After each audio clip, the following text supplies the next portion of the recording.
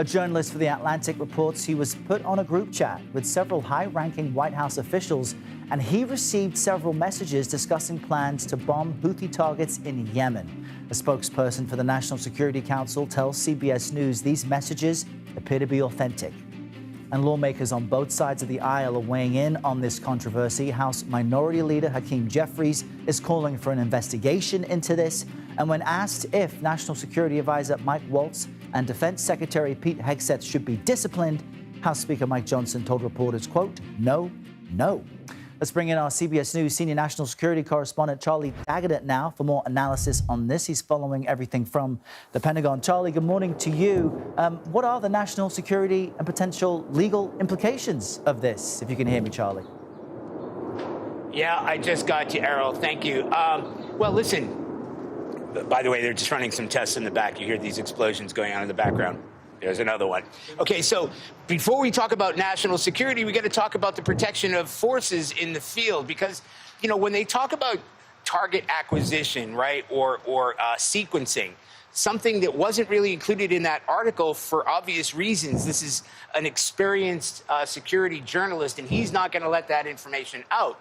But he says that that was part of the discussion.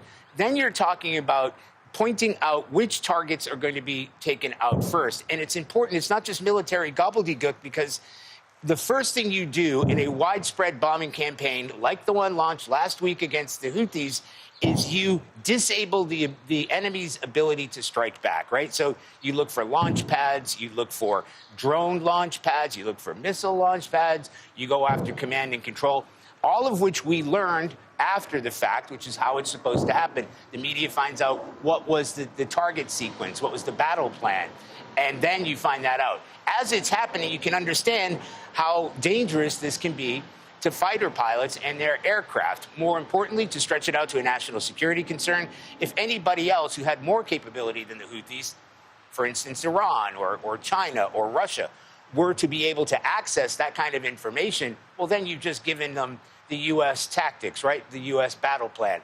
That is where it impacts national security. And you're right to point out that the journalist, Mr. Goldberg, actually held back on a lot of the most sensitive information that he witnessed in that group chat exchange.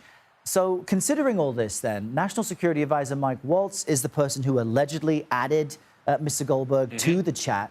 What might all of this mean for his future role in the administration, which is pretty central and key at this point?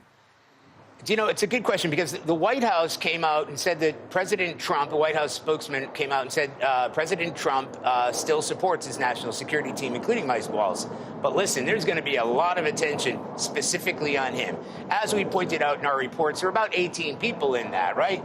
Marco Rubio, Defense Secretary Pete Hegseth, Mike Waltz, they were all in that chat. However, it appears that he's the one who sort of pulled the trigger and invited Mr. Goldberg into the group chat. So he may be more culpable, but at the same time, he's also at the top of the chain in terms of national security.